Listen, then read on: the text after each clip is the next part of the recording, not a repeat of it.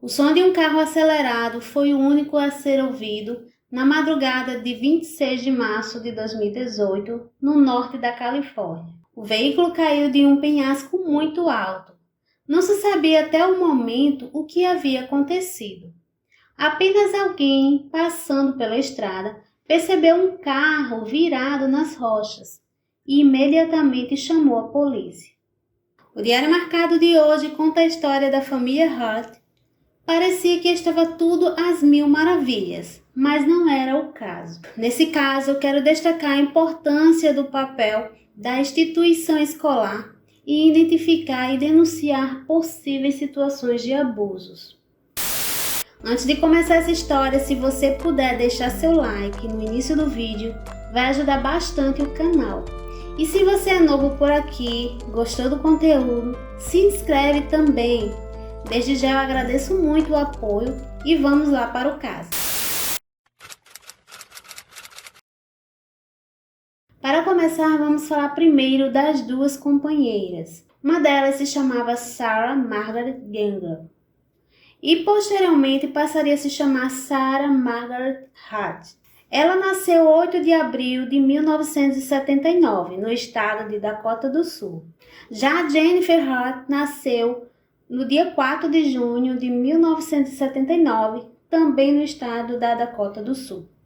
Eu não vou me aprofundar muito sobre a vida das duas, mas pelos poucos registros, ambas tiveram vidas tranquilas, estudaram e somente se conheceram na universidade.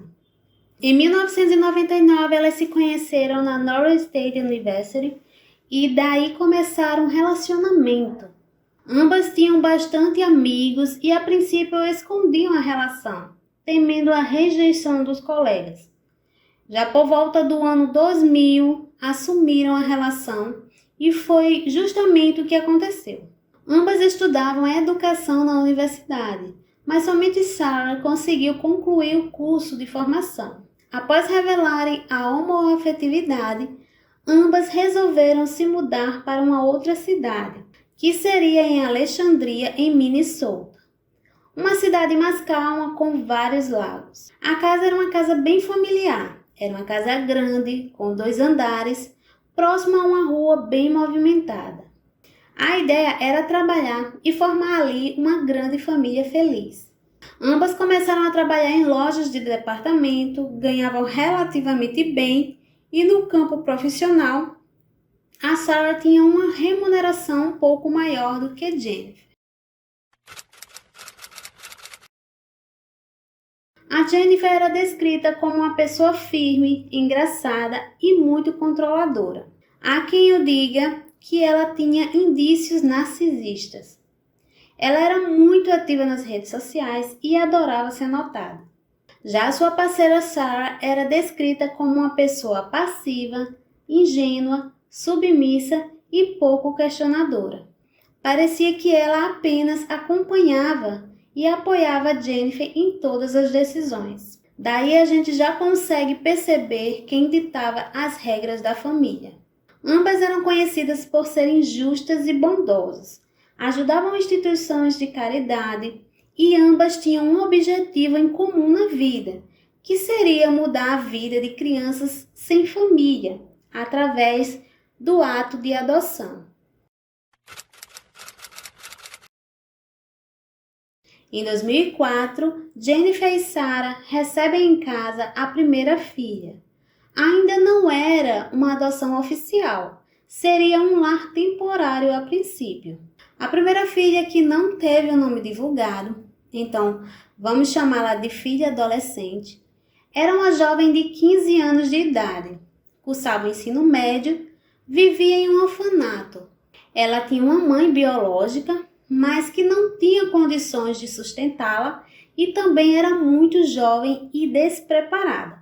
Por isso, essa jovem foi parar em um sistema de adoção. De acordo com a adolescente, a vida com Jennifer e Sarah foi bem tranquila durante o primeiro semestre. Todas saíam juntas, se divertiam, era um relacionamento muito tranquilo. Mas aos poucos as coisas foram mudando de cenário. Jennifer, que era mais divertida, passou a ficar mais mal-humorada por qualquer motivo. a ponto de se trocar bastante com a adolescente. A jovem filha não tinha permissão de sair de casa com os colegas, vivia muito presa, só saía mesmo para a escola e com o casal. Em um episódio de um jogo de futebol que as três foram assistir, Jennifer estava muito empolgada. Ela era muito fã do jogador e pediu para autografar vários itens dela, mas parece que o jogador deu mais atenção à adolescente do que a Jennifer e a Sarah. Isso foi algo que deixou Jennifer bem irritada e mal-humorada com a adolescente por vários dias. Depois desse episódio, as coisas pareciam ter voltado ao normal. Jennifer e Sarah contavam para a filha adolescente sobre os planos de adotá-la oficialmente e de adotar mais crianças que seriam seus irmãos. No caso, a adolescente seria a irmã mais velha da família, e isso deixou a garota bem animada. Jennifer e Sarah se candidataram para as futuras adoções, usando seu histórico e credibilidade que conquistou em receber a primeira filha em casa como lar temporário. Existia um programa no Texas onde as crianças eram entregues a famílias. As famílias selecionadas de acordo com o perfil do programa, o Estado passava a auxiliar essa família com uma quantia em média de $500 por criança e por mês. Jennifer e Sarah seriam candidatas perfeitas a receber essas crianças, tão necessitadas de um lar amoroso. Mas Jennifer sempre deixou muito claro que a intenção delas não era adotar para receber algum tipo de auxílio, mas queria adotar mesmo por amor. Com o processo em andamento de adoção das outras crianças, haviam muitas expectativas para o crescimento da família por parte das três. Certo dia, Jennifer e Sarah levaram a filha adolescente para uma consulta de rotina com o terapeuta e simplesmente vão embora e não voltam mais. Ela ficou sem entender aquela situação, já que há poucos minutos, dentro do carro, as três estavam planejando o futuro da família. E em seguida ela foi abandonada. Após a consulta, a adolescente foi levada para uma outra família, inclusive seus pertences já estavam na casa dessa outra família. Imaginem só a mente dessa jovem adolescente, tentando entender o que ela fez de errado para aquilo acontecer. Pessoas que moraram com ela durante meses simplesmente sumiram sem nem ao menos se despedir. Depois disso, não houve mais nenhum contato entre a adolescente e o casal.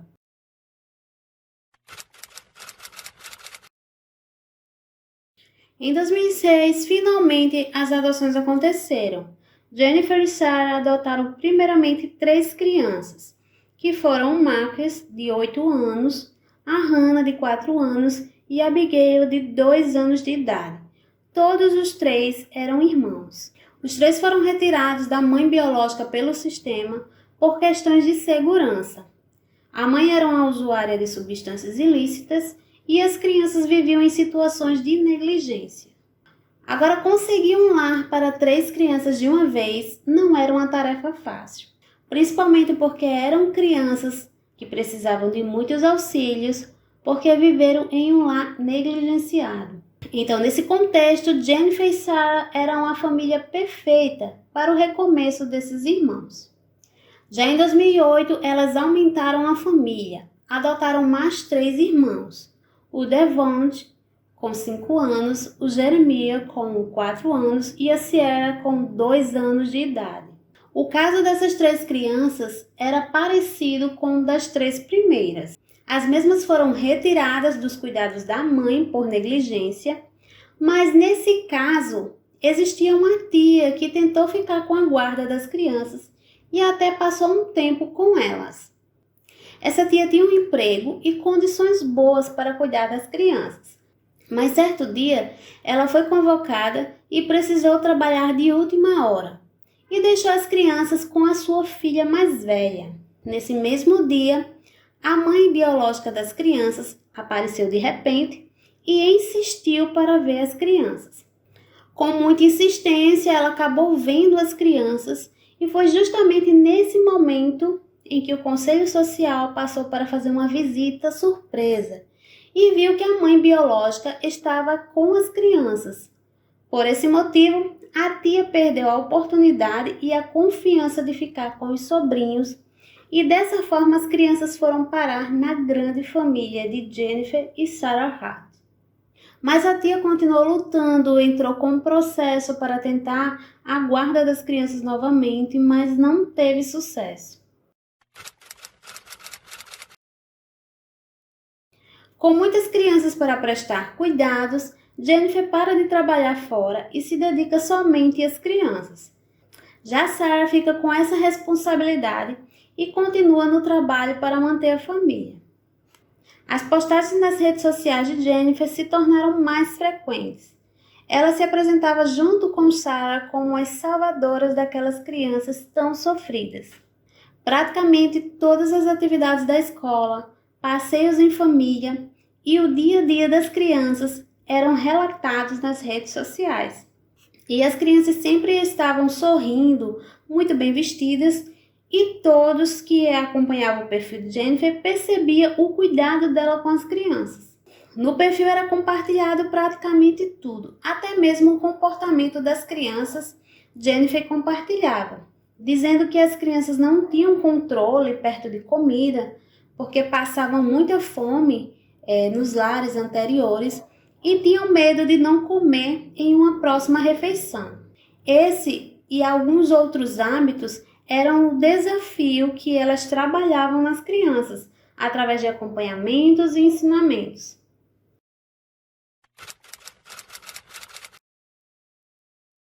Nas redes sociais, Jennifer compartilha com as pessoas a preocupação em relação à escola. Ela dizia que não era mais um ambiente seguro, onde os filhos sofriam discriminações pela cor da pele e até mesmo a sua vizinhança. Os vizinhos discriminavam a família por elas serem um casal de duas mulheres, e por esse motivo elas estavam planejando em mudar de cidade. A verdade é que os seguidores das redes não faziam ideia do que realmente estava acontecendo. Em 2008, a Hannah, com 6 anos de idade, apareceu na escola com alguns hematomas no braço. Logo, a polícia foi acionada pela escola. Hannah afirmou que Jennifer havia batido nela com um cinto, causando todos os machucados. Quando a polícia questionou Jennifer e Sarah, elas alegaram que a pequena caiu e se machucou brincando, e que era algo muito comum na idade da criança, cair e se machucar. Os policiais aceitaram a versão das mães e tudo ficou por isso mesmo. Ainda na escola, as crianças chegavam com fome e sem lanche e pediam para os colegas compartilharem os lanches deles. A escola denunciou essa situação também para a assistência social, mas Jennifer dizia o que ela já estava acostumada a dizer para todos, que as crianças não se controlavam perto de comida devido ao histórico de fome no passado. Já em 2010, outro episódio aconteceu. Abigail, na época com 6 anos de idade, chegou na escola com vários machucados. Ela falou para o professor que a mãe tinha batido nela. As autoridades foram acionadas novamente, foram à casa da família Hart e lá entrevistaram a Abigail, e a pequena contou que a mãe Jennifer tinha segurado a cabeça dela embaixo da torneira e em seguida tinha dado socos como uma forma de punição, pois Jennifer acreditava que a menina tinha roubado uma moeda que pertencia a ela. Em seguida, todas as crianças foram ouvidas separadamente pela polícia e todas contaram que eram também agredidas por Jennifer e muitas vezes ficavam sem comer como uma forma de castigo. Já a Sarah às vezes questionava essa situação, mas não fazia nada. O curioso disso tudo é que quem assumiu a culpa foi a Sarah, no lugar da Jennifer. Em abril de 2011, ela foi condenada e a condenação foi convertida a 1 ano de liberdade condicional e prestação de serviços à comunidade. Ainda em 2011, as mães decidem tirar as crianças da escola de forma definitiva para estudarem em casa. Essa foi uma forma que Jennifer encontrou para se livrar das denúncias e intromissões da escola na família. Em 2013, a família se muda para Portland, uma cidade no Oregon. Lá, a família tem um novo recomeço. A família sempre estava presente nas festas da comunidade. As crianças pareciam felizes e sorridentes nos festivais, e toda essa alegria era postada nas redes sociais por Jennifer. E não demorou muito para acontecer mais denúncias de algumas pessoas da comunidade. As pessoas relatavam que as crianças só apresentavam ficar felizes durante as fotos. Parecia até um ritual, mas em seguida elas ficavam tristes e sem vida. Outras alegavam que as crianças pareciam estar desnutridas e que o tamanho delas não correspondiam às idades. Uma pessoa próxima à família disse que o tratamento de Jennifer com as crianças era meio exagerado e severo. Havia punições severas até para as crianças que chorassem ou rissem muito alto.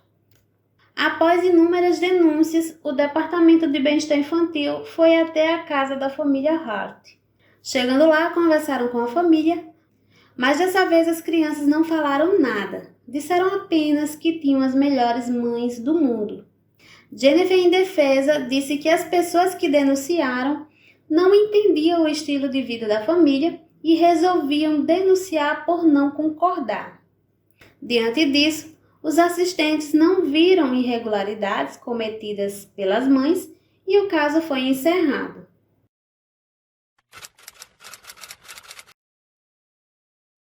Em 2014, houve um grande protesto ligado à morte de um jovem negro morto por um policial no estado de Missouri.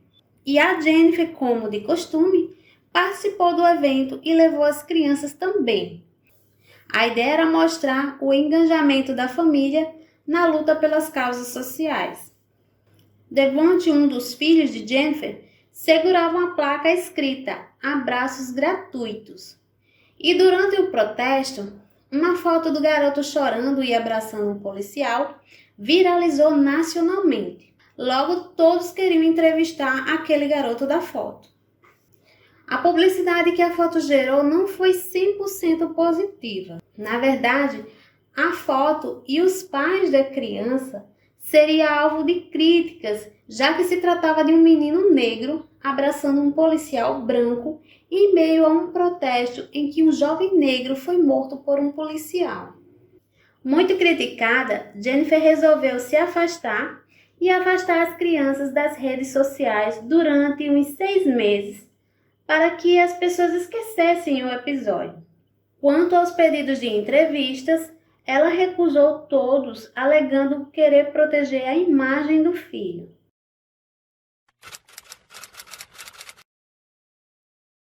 Depois de um tempo sem postar nada, Jennifer volta a postar aos poucos e anuncia em 2017 que a família estava de mudança novamente, agora em uma zona rural em Washington. No local existiam poucas casas e poucos vizinhos.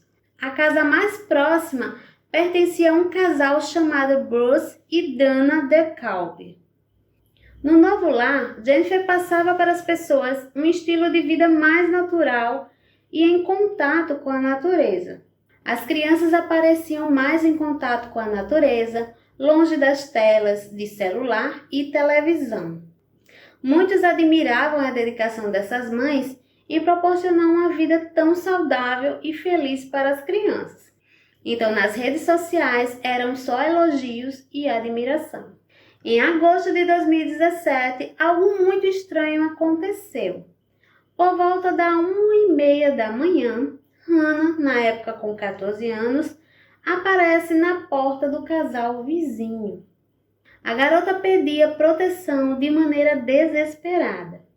Pedia também para não voltar para casa, porque era maltratada pela mãe e passava muita fome. A mãe era racista e maltratava todos os irmãos. A garota ainda disse que conseguiu fugir pulando do segundo andar da casa. Algo que o casal vizinho percebeu é que Hannah estava com 2 dentes da frente faltando. Sendo que ela já era uma adolescente, não fazia sentido ela estar trocando de dentes ainda. Pouco tempo depois, Jennifer e Sarah chegam na casa dos vizinhos e levam a Hannah para casa. No dia seguinte, Jennifer leva a família inteira até os vizinhos para tentar explicar o ocorrido. Para justificar o acontecimento, Jennifer alega que os adolescentes tinham transtornos mentais. A Hannah, por exemplo, ela disse que era bipolar igual à mãe biológica. A ideia de Jennifer era desqualificar as crianças todos como incapazes ou problemáticos. Depois de se justificarem, se desculparam e foram embora.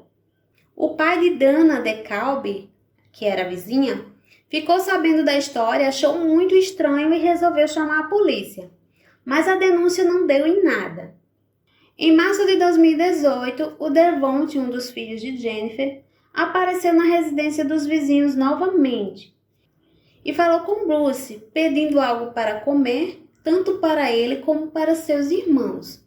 Devonte pediu a Bruce também para não contar nada à sua mãe, porque ele tinha muito medo dela. Depois de questionado por Bruce qual das mães ele tinha muito medo, ele disse que só tinha uma mãe e que a mãe era Jennifer. A Sarah ela não era nada, era só a Sarah mesmo. Então Bruce certamente ajudou, mas depois disso Devonte começou a aparecer mais e mais vezes implorando por comida. Dizia que a mãe estava brava com o que Hannah fez e eles estavam sendo punidos. Foi quando Bruce decidiu denunciar porque não era normal o que estava acontecendo.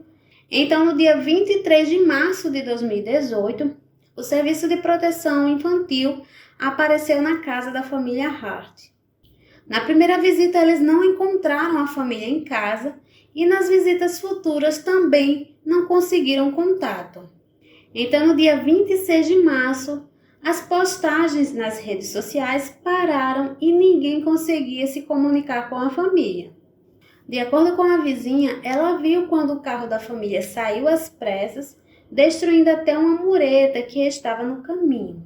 Já no trabalho de Sarah, o que se sabia era que a mesma não iria trabalhar porque estava doente naquele dia.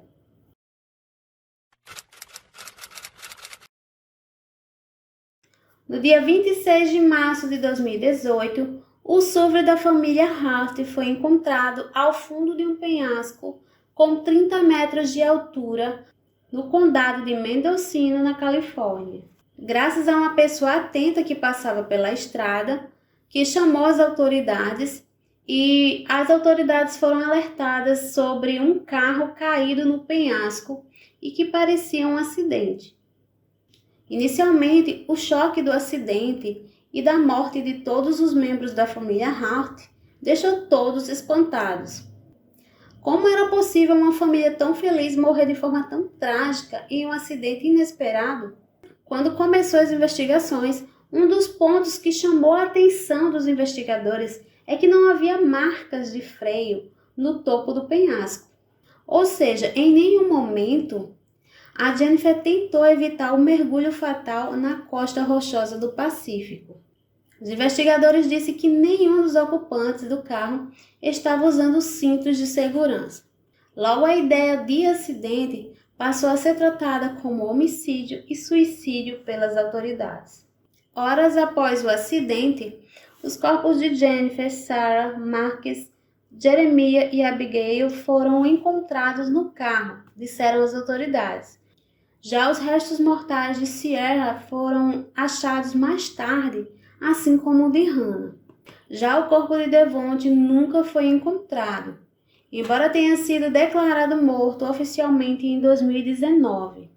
A queda do penhasco de 31 metros matou as duas mulheres, ambas com 39 anos, e seus filhos, Marcus Hart, Jeremiah Hart, Abigail Hart, Hannah Hart, Devonte Hart e Sierra Hart.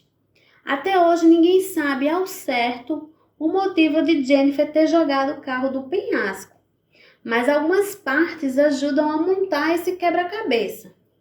As autoridades descobriram que os níveis de álcool no sangue de Jennifer excederam o limite legal, ou seja, ela estava embriagada no volante. Testes também revelaram que sua esposa, a Sarah Hart, e 2 de seus filhos tinham uma quantidade significativa de um ingrediente normalmente encontrado na droga antialérgica, que pode deixar pessoas sonolentas. Parecia que Jennifer era mentora e jogou todo mundo do penhasco, mas de acordo com as investigações no celular de Sarah, foram encontradas várias pesquisas e buscas de como seria uma morte por afogamento e também buscas por medicamentos para fazer dormir, para ficar sonolento, perder a consciência. Então, todas essas pesquisas indicam que Sarah também sabia do destino assim que saiu de casa com as crianças. Ou seja, Jennifer e Sarah planejaram tudo juntas.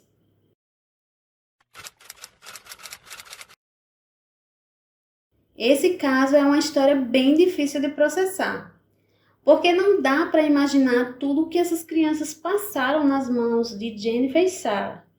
Sabemos apenas de poucos relatos que foram feitos através de denúncias, alguns relatos das crianças que a princípio tiveram coragem de falar, mas logo se calaram porque não encontrou nenhum apoio. E no final das contas foram 10 anos vivendo com esses monstros. Nesse caso, a gente percebe as inúmeras falhas do sistema com essas crianças. Elas foram negligenciadas pelas famílias biológicas no início e depois elas foram negligenciadas pelo próprio sistema. No decorrer da história, a gente percebe que foram muitas as chances em que essas crianças poderiam ter sido salvas, mas nada foi feito. É revoltante pensar que uma das mulheres que cuidavam das crianças foi condenada por maus tratos e ainda assim as crianças continuaram com elas. No caso das últimas 3 crianças, o Devonte, o Jeremiah e a Sierra nem precisavam estar com Jennifer e Sarah. Como eu falei no decorrer do vídeo, eles estavam com uma tia que tinha toda a condição e amor para cuidar deles, dos 3. Mas só precisou de uma única falha dessa tia para que ela perdesse totalmente o direito de ficar com os sobrinhos que a amavam tanto. O motivo foi o aparecimento da mãe biológica, como eu falei, naquele único dia, e isso foi o suficiente para as autoridades separar de vez as crianças da tia. E o fato é que essa tia não desistiu das crianças. Até o ano da tragédia, o processo de recuperação da guarda ainda estava em aberto. Daí paramos e olhamos para todas as denúncias de abusos, a condenação de Sarah, os pedidos de socorro das crianças. Nada disso foi suficiente para retirarem as crianças dessas mulheres. A pergunta é, será que o fato da tia ser uma mulher preta e as Hutters serem mulheres brancas pesou? Será que isso pesou na decisão aí das autoridades? A resposta para essa pergunta eu deixo com vocês. Outra coisa que merece destaque é a importância da instituição escolar para observar e denunciar casos como esse. Nesse caso, a escola agiu por 3 vezes buscando a segurança das crianças. Aquela frase que diz que o lugar da criança é na escola faz todo sentido. Não só para o aprendizado, mas é um lugar onde ela pode pedir socorro. Por fim, a coragem dos vizinhos em denunciar foi mais uma oportunidade para que as crianças fossem salvas a tempo, mas desperdiçadas pelos órgãos responsáveis. Pessoal, o Diário Marcado vai terminar por aqui. Deixe nos comentários a sua opinião. Até o próximo vídeo e tchau, tchau!